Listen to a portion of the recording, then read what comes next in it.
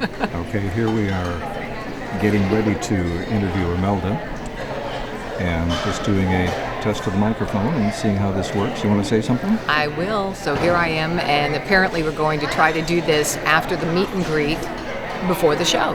So we'll see what happens. Well, here's a view not everybody gets to see. This is backstage at the Park West. This is the palatial dressing room area.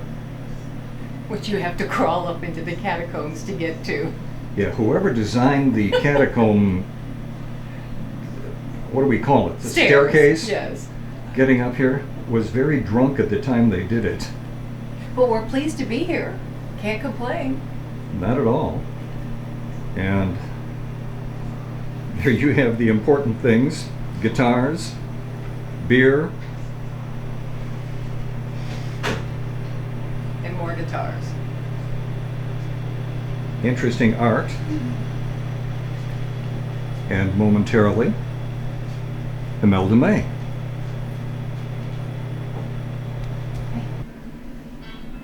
And in the hallway outside the dressing room, a poster of Tommy Emmanuel from when we were here with Tommy for the Christmas show.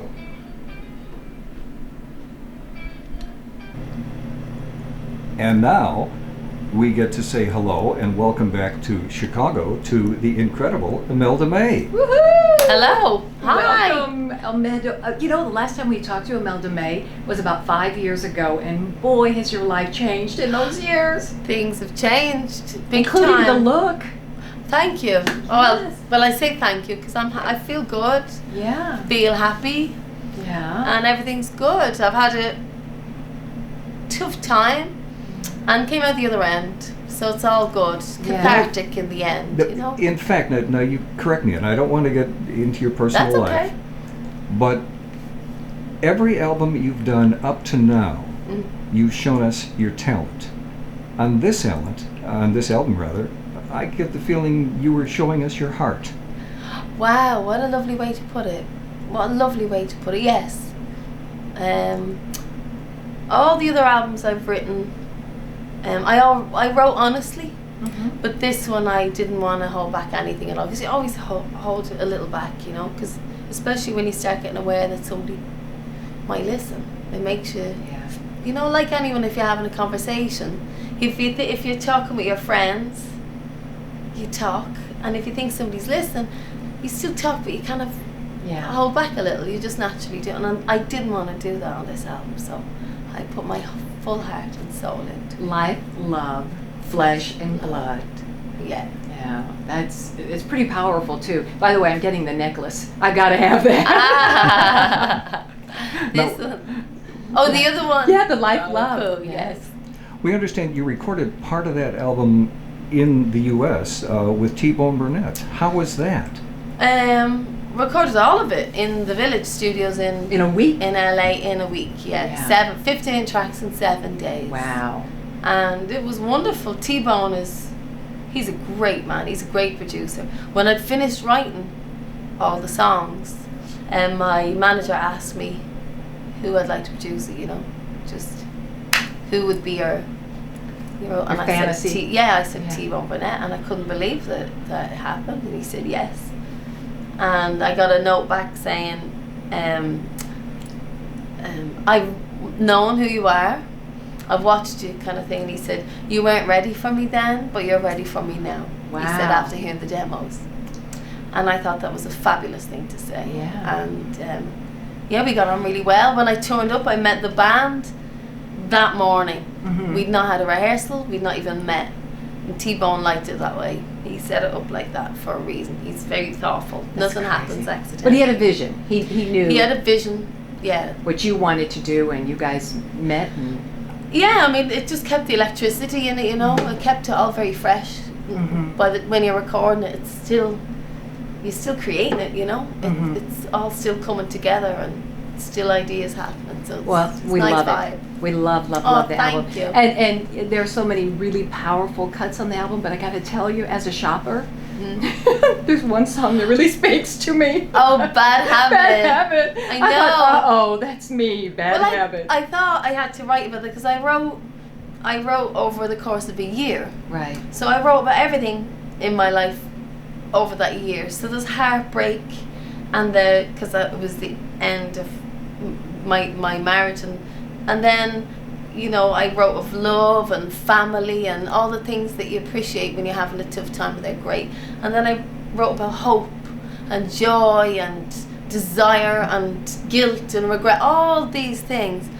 And well, part of definitely recovering from heartbreak for me is shopping. So Amen, I thought sister. I thought if I'm going to be honest on this album, I have to include it, you know, and so Yeah. I wrote about spending too much money, I love spending money like I have a bad habit, spending money, and shoes kept arriving, and Daryl, my ex-husband, we're still good. He has an album out. A Yeah. wonderful It's a album, fabulous too. album, yeah, and he's Robert Plant on it. In fact, you backed him on one of the Yeah, cuts I of the album, did. too. Yeah, we'd only just split, and I was saying, "Do you need vocals?" And he was going, "Yes, I do, because you're the cheapest that you're free." He moved furniture for you, and you did a vocal for Exactly, him. and I said, "Okay, well, I'll do yours if you help me lift this stuff out of the attic." So we're still good, but he came around. He witnessed my shopping expedition. You know, he was like, "Dear God, what are you doing?" It makes me feel better. Yeah. Well, speaking of shopping, your schedule has been so crazy, I take it you haven't had a chance to do any shopping on Michigan Avenue, this time in Chicago. Not this time, but I will work on that tomorrow. Oh, good girl. Good, Okay. good. Well, Also, talking about some of the people, we mentioned Thibaut Burnett, but Yes. another person that you admired for a long time, and we feel very proud that we had a hand in introducing you to Dwayne Eddy, and you just got to do a charity Yes. concert with Yes. Dwayne. How is that? Oh my goodness, he's amazing. You know, he's when we rehearsed, and during rehearsals was with this band. It was for a great cause, and he started playing. I said to somebody that was there, one of the musicians, I was going, wait till he starts playing. It just, as soon as he hits that note, because he was going, oh yeah, I like him. I was going, no, just wait. And then Dwayne came in, and he's such a charismatic, handsome man. And he came in, how you do, you know, in his cowboy hat, and he sat down. As soon as he hit those big, rumbling, low notes, the guys were like, it's just, you know, to see him live, to sit beside him and to sing with him is amazing. But even, you know, for any listeners, go and see him live. He's just fabulous. it's a treasure. He really is. But he's you realize how many of his songs, you know, of his stuff that you know as he plays it. But he's very charismatic, as well as a great player. He's a very charismatic man. You feel his presence when he walks into a room, you know. I agree. Speaking of some of the changes in your life since we last saw you, you're a new mom. I am. Is that since I last saw you? Yeah. Wow. Yes. Yeah, she's going to be 5. She's nearly 5 now. Violet. Violet, and she's a little scallywag. I'm absolutely crazy about it. Me and our dad are wrapped around her finger, and she knows how to boss us around. Yeah, but she's gorgeous. She's a good little heart on her, and Well, yeah. the last time we actually saw you, you were in studio with us after your second CD, Love Tattoo, came That's out. right. Yes. And it was great fun. I mean, we ate and we talked That's right, into the we wee did a lovely hours of the time. morning. Yeah. Yes. I love But that. Steve said the other day, and I thought this was a great question. He said, I wonder what the Imelda May today would say to that girl that was Wow. Love Tattoo. And I said, oh, that's... Yeah, what would the girl pictured on your latest album say to that girl? Get rid of the quiff? No, follow your heart. Keep, follow your instincts, because I like to be true to myself, and true to music, and keep creating, And I did get stuck in a little rut for a while, but I like to put, as I hit a glass ceiling. That's what it felt like. That when I was writing, I think I probably would have moved on sooner had I thought about it, but I think things happen the way they're supposed to happen. Mm-hmm. And when I started out, people told me don't do rockabilly, which made me do it more because it's such an influential music. I couldn't see why not. Mm-hmm. And I was told it'd be the kiss of death for me, and I ignored everyone, and I followed what my gut was telling me, what my heart and my instinct was. And I've done that again, you know. So when I feel that I can't do any more, because I loved what I was doing then, but I felt like I couldn't take it any further, you know, that if I continued, I was just going to write the same album over and over, and creatively it's just not exciting, you know. You have to fire up your brain, and I loved what I was doing, but I couldn't move it along. I couldn't bring more to it. And I was told then by people, oh my God, if you stop doing what you're doing, that would be the kiss of death. And I'm glad that I have enough, I don't know, courage to follow my heart. Because I think there's no point in music otherwise if your heart's not in it. Yeah. And you're happy. I'm happy, Yeah. My daughter's happy, and that's good. That's my main reason for everything. Absolutely. Well, one of the last times that we talked to you on the radio, it was a really fun time. You were backstage after having performed for Les Paul with Jeff Beck. Yeah. And since we saw you, we wrote a book about our buddy, Oh. Les Paul. So now you have your own autographed copy of our baby. Oh, We wow. love you, baby. And As you noticed, thank Dwayne you. Eddy did the forward for I our just book. saw yeah, that. so we were very honored to have Dwayne do the forward for Les us. was amazing. He was. Do you know, that's one of my regrets is I never got to meet him. Right. And But you I did think that he amazing. died, yeah, with Jeff. Special with Jeff. Jeff is on the album. Yeah. Jeff's on Black Tea. Jeff is phenomenal.